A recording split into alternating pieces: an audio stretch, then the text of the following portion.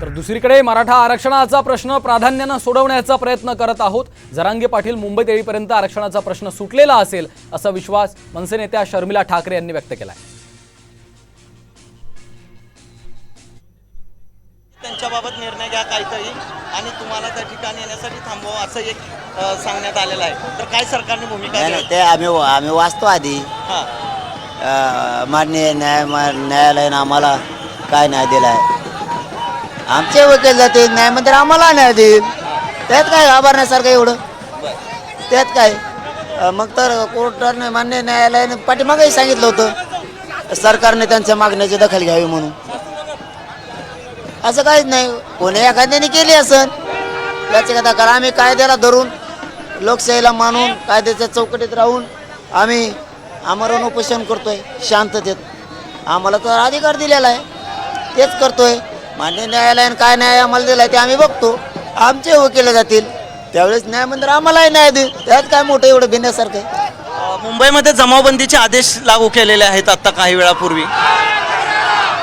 त्यांनी दुसऱ्या कारणासाठी केले असते। मुंबई संवेदनशील शहर आहे, तिथं हमेशाच 144 लागू केली जाते, तशी केली असेल। आमच्यासाठी थोडीच केली असेल, दुसऱ्यासाठी केली तरी आम्ही बळच काय आमच्या अंगावर घ्यावा। पहिल्यांदा एकदा होती 18 जानेवारीपर्यंत, म्हणून आम्ही त्याच्या आतली तारीख न धरता 23 डिसेंबरला आम्ही 20 जानेवारी धरली, पण 18 जानेवारी धरली नाही। कायद्याचा सन्मान करणारे लोक आहेत आम्ही। त्याच्यानंतर आमची 20 जानेवारी धरली, त्याच्यानंतर तुम्ही लावता तर आम्ही कवर एकदम घाल मोकळे आहेत काय? आमच्या हक्कासाठी मुंबईत जाणार म्हणजे जाणार आम्ही। क्युरेटिव्ह पिटिशन संदर्भात 5:30 वाजता निकाल येतोय, ती जर संदर्भात फेटाळली गेली तर काय भूमिका असेल? त्याच्यात मी काय म्हणतो, आम्ही ते आरक्षण नाकारलेलं नाही। आमचं म्हणणं सरकारकडे एवढंच, तिथे टिकणार आहे का एनटी विजयंटेसारखं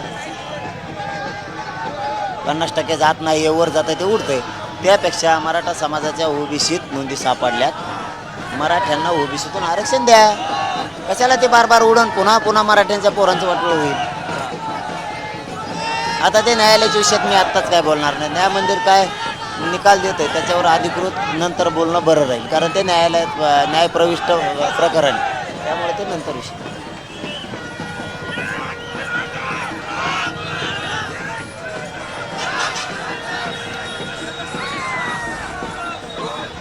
एकूण पाहिलं की आता तुम्ही खूप मोठा मॉब घेऊन मुंबईच्या दिशेने चाललाय, त्या ठिकाणी कायदा सुव्यवस्थेचा प्रश्न निर्माण होऊ शकता, त्यामुळे तुम्हाला नोटीस बजावण्यात आली। असं एकूणच पाहिलं तर ठीक आहे, कायदा सुव्यवस्था बिघडतच नाही ना।